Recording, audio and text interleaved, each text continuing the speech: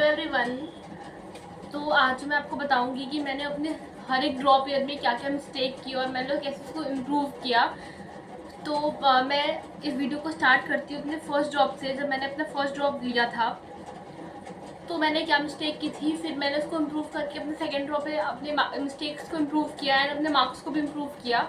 फिर जो अभी रिसेंट 25 वाला हुआ है, ये मेरा थर्ड ड्रॉप था। ये मेरा पेपर कैसा गया और इसमें मैंने क्या क्या इम्प्रूवमेंट किया था। तो मैं पहले स्टार्ट करती हूँ अपने फर्स्ट जॉब की बात। तो फर्स्ट जॉब में मैंने सबसे बड़ी जो ब्लंडर मिस्टेक की थी वो ये की थी कि मैंने ऑनलाइन कोचिंग और ऑफलाइन दोनों साथ में लिया था और मैं दोनों मैनेज नहीं कर पाई थी।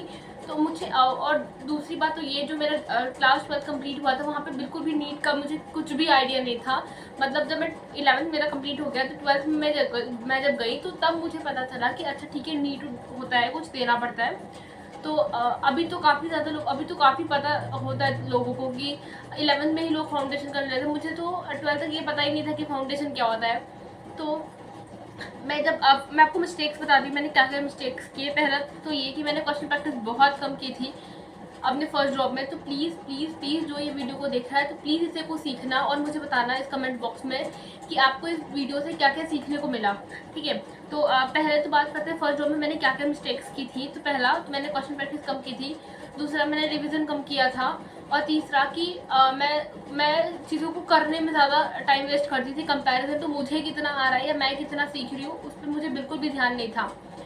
अब इसको मैंने इम्प्रूव कैसे किया, अब बात करते हैं मेरे सेकेंड ड्रॉप की। जब मैंने सेकेंड ड्रॉप लिया तो ये मेरा टोटली ऑनलाइन कोचिंग था, मैंने कोई ऑफलाइन कोचिंग नहीं लिया था सेकेंड ड्रॉप में।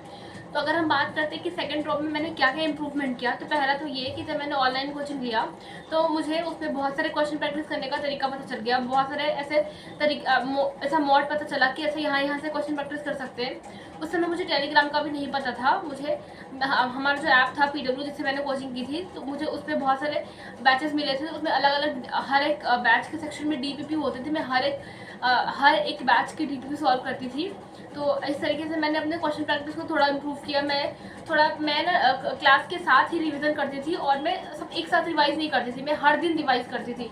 ये मैंने इम्प्रूवमेंट किया था अपने फर्स्ट जॉब से सीख के, कि जो मैंने गलती की फर्स्ट जॉब में कि मैं चीज़ों को रिवाइज बहुत कम करी। मतलब मैं सब पढ़ने के बाद फिर आखिरी का जो 1 महीना बचता था उसमें रिवीजन करना स्टार्ट करते हैं। लेकिन ये बिल्कुल भी गलत तरीका, ऐसा मत करना। चीज़ों को साथ में लेके चलना और साथ में ही रिवाइज करना। ठीक है, ये मैंने बहुत लोगों को ये सुना भी, ऐसे देखा भी है कि लोग क्या करते हैं कि आप पूरा सिलेबस एक बार कंप्लीट कर लेते हैं, फिर सब आखिरी के 1 महीने जो बचेंगे उसमें पूरा रिवाइज करेंगे। ऐसा नहीं होता, ना हम रिवाइज कर पाते अच्छे से, ना ही रिवाइज हो पाता है। तो चीज़ों को जैसे टीचर पढ़ाते जा रहे हैं वैसे वैसे रिवाइज करते जाओ साथ में, तो ज़्यादा अच्छे से रिवाइज रहेगा और लास्ट में एक बर्डन नहीं रहेगा कि पूरा एक साथ रिवाइज करना है। तो जब हम बार बार चीज़ों को रिवाइज करेंगे ना तो हमें चीज़ें रिटर्न रहेगी दिमाग में। और अब अगर नोट्स की बात करें तो मैंने अपने फर्स्ट जॉब में भी नोट्स बनाए थे, मैंने सेकेंड जॉब में भी बनाए थे, बट मैं थोड़ा PPT से ज़्यादा पढ़ती थी। मतलब मैं फ़ोन से ही पढ़ती थी, PPT के फॉर्म में, PDF फॉर्म में पढ़ती थी। मैं ज़्यादा नोट्स नहीं बनाती थी, तो मैं शॉर्ट नोट्स ज़्यादा प्रेफर करती थी। तो अपने फर्स्ट जॉब में भी मैंने शॉर्ट नोट्स नहीं बनाए थे, जो मैंने सेकेंड जॉब में इम्प्रूव किया। 3-4 गलतियाँ थी जो मैंने की थी अपने फर्स्ट जॉब में, उसको मैंने सेकेंड में इम्प्रूव किया। पहला तो ये कि मैं रिवाइज़ करने लगी। अभी भी मैं टेस्ट कम ही देती थी। ठीक है, तो हमारे ऑनलाइन में जितने टेस्ट होते थे वो मैं एक भी स्किप नहीं करती थी और टेस्ट में देती थी सेकंड ड्रॉप में। फर्स्ट में तो मैं ये सोचती थी कि अरे अभी प्रिपरेशन नहीं हुई है तो अभी थोड़ा सा स्किप कर देते, टेस्ट अभी तैयारी नहीं अच्छे से करके गए। तो फर्स्ट ड्रॉप में तो मैं टेस्ट भी स्किप करी थी, बट सेकंड ड्रॉप में ऐसा नहीं था, मैंने पूरे टेस्ट दिए थे, ऑलमोस्ट जितने हुए थे। हाँ, लास्ट टाइम में थोड़ा टेस्ट मैंने कम कर दिया था। अभी मुझे याद है कि जब मेरा सेकंड ड्रॉप था तो मैंने थोड़ा टेस्ट कम कर दिए थे लास्ट टाइम में, कि मेरा रिविज़न अच्छे से नहीं हुआ है तो मैंने टेस्ट थोड़े कम कर दिए थे। तो वो थोड़ी सी प्रॉब्लम हो गई थी कि थोड़ा फ्रिक्वेंसी हमारे उतना तेज़ नहीं था, स्पीड नहीं थी हमारी कि हम क्वेश्चन को फटाफट सॉल्व कर सके, जिसकी वजह से मेरा सेकंड ड्रॉप में क्वेश्चन स्किप भी हो गया था नीट में। तो जो मैंने इम्प्रूवमेंट किया वो ये कि मैंने रिवीजन अपनी बढ़ाई, मैंने क्वेश्चन प्रैक्टिस थोड़ी बढ़ाई और टेस्ट अभी भी मैं कम दी थी। तो लास्ट टाइम मेरे को टाइम नहीं मिला और ज़्यादा क्वेश्चन सॉल्व करने का या टेस्ट देने का, तो मैं जितना तैयार थी, मैं जितना टेस्ट दी थी उस हिसाब से मैं गई देने। हमारा पेपर हो गया था। फिर अब मेरा लगभग इम्प्रूवमेंट दिखा मुझे, मैंने जो गलती अपनी सुधारी फर्स्ट ड्रॉप से सेकेंड ड्रॉप में, उससे मुझे बहुत ज़्यादा इंप्रूवमेंट दिखा। ज़्यादा तो मुझे क्वेश्चन प्रैक्टिस से दिखा कि आप जितनी ज़्यादा क्वेश्चन प्रैक्टिस करोगे उतना ज़्यादा इंप्रूवमेंट होगा। तो मुझे अपने सेकंड ड्रॉप में इसी क्वेश्चन प्रैक्टिस से ही ज़्यादा इंप्रूवमेंट दिखा। मेरा लगभग 100 to 150 मार्क्स का इंप्रूवमेंट हुआ था मेरे सेकंड ड्रॉप में।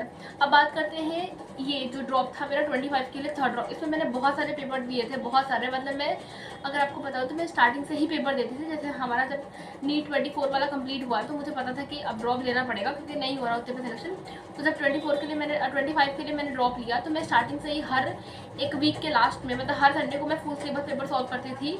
तो मैं स्टार्टिंग से ही करती थी, मैं लास्ट में वेट नहीं करती थी कि लास्ट में आएगा तो करूँगी, ऐसा नहीं था क्योंकि मेरा सिलेबस ऑलरेडी कंप्लीट था, बस मुझे प्रैक्टिस की कमी थी। तो मैं स्टार्टिंग से ही, मतलब मेरे को अभी भी याद है कि मैंने मई में भी पेपर दिए फुल सिलेबस, मैंने अगस्त में भी दिए, मैंने नवंबर, मतलब मैं हर हफ्ते देती रहती थी फुल सिलेबस पेपर। ये PDF फॉर्मेट में था, मतलब प्रिंट आउट निकाल के दिया था मैंने, PDF फॉर्मेट में, मतलब मोबाइल से नहीं दिया था मैंने, प्रिंट आउट निकलवा के मैंने दिया था। मैं हर कोचिंग के टेस्ट देती थी। ये कोचिंग किस किस कोचिंग के मैंने टेस्ट दिए वो मैं आपको दूसरे वीडियो में बता दूंगी कि मैंने किस किस कोचिंग के टेस्ट दिए। अभी तो इसको रखते हैं कि मैंने क्या क्या इंप्रूवमेंट किया अपने मिस्टेक से। और दूसरी बात ये कि मैं लास्ट में बहुत टेस्ट कम दी थी अपने सेकेंड ड्रॉप में, तो इस बार मैंने इसको इम्प्रूव किया और मैंने इसमें लगभग बहुत सारे टेस्ट दिए थे। मैंने 100 to 150 अप्रोक्स टेस्ट दिया था इस ड्रॉप में। तो अब इसका क्या स्कोर आता है और मुझे मेरा कितना इम्प्रूवमेंट हुआ इस ड्रॉप में पिछले ड्रॉप से, तो वो तो रिजल्ट आएगा तभी पता चलेगा। तो हालांकि मुझे नहीं लग रहा कुछ इम्प्रूवमेंट दिख रहा है क्योंकि पेपर का लेवल बहुत ही अलग था। तो अब थोड़ा वेट ही कर सकते हैं कि क्या करना है क्या नहीं करना है। पर मुझे अपने हर एक ड्रॉप ईयर से कुछ ना कुछ सीखने को मिला और कुछ ना कुछ इम्प्रूवमेंट देखने को मिला। अगर पहली गलती ये थी कि मैं टेस्ट कम देती थी, दूसरी ये मैंने रिवीजन कम किया था, और तीसरा मैं क्वेश्चन प्रैक्टिस कम करती थी। तो प्लीज़ आप इन चीज़ों को सीखो और अपने प्रैक्टिस में, अपने तैयारी में इसको लाओ ताकि आपको दोबारा से ड्रॉप ना लेना पड़े। तो प्लीज़ इस चीज़ों से सीखो और मुझे बताना कमेंट बॉक्स में कि आपको क्या क्या चीज़ें सीखने को मिली मेरे इस ड्रॉप ईयर से। तो थैंक यू सो मच।